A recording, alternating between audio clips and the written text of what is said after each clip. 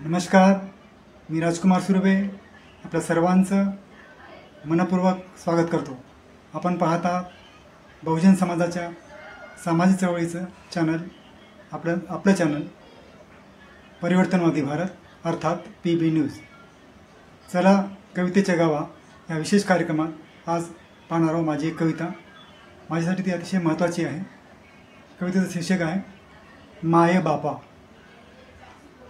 माये बापा तू विचारांचा गहिरा सागर, माये बापा तू विचारांचा गहिरा सागर, निळ आकाश हा तुझ्या कार्याचा परी। पंख छाटलेल्या लेकरांना तू तुंग भरारी घेण्यास हत्तीचं बळ दिलं।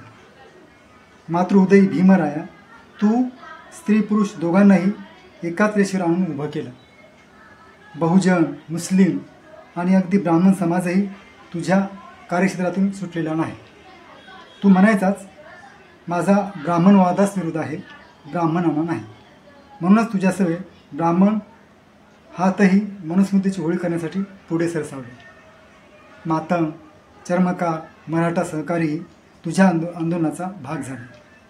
जीव धोक्यात घालून महाड आंदोलनासाठी जमीन देण्यास मुस्लिमही पुढे आले। तुझ्या कार्याचा आणि प्रेरणेचा बेसच मुळात बहुजन हित जपणारा। तू आम्हाला प्रेरित करत गेला आणि तुला बुद्ध, कबीर, रोहिदास, शिवराय, फुले आणि तुझे समकालीन शाहू गाडगेबाबा। जगावर गारुड घालणाऱ्या तुझ्यासारख्या महाकाय बापाचं मी इवलंसं लेकरू।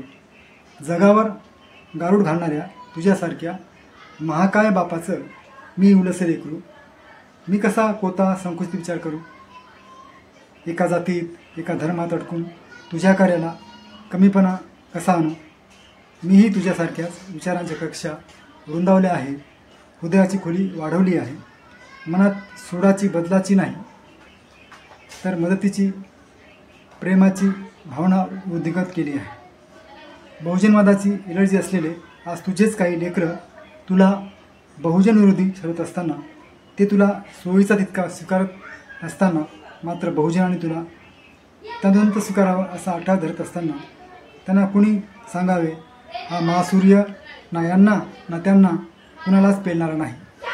त्याच्याकडे केवळ दिशादर्शक म्हणून बघा आणि चालत राहा। माझ्यापुरता माझा मी निर्णय करून कधीचाच निघालोय बाबासाहेब, माझ्यापुरता माझा मी निर्णय करून कधीचाच निघालोय बाबासाहेब।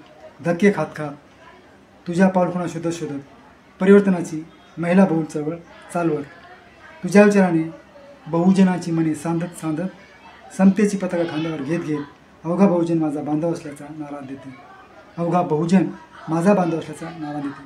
धन्यवाद। ही होती माझी कविता माय बापा। पुन्हा एकदा नव्या कवितेसह भेटूया लवकरच।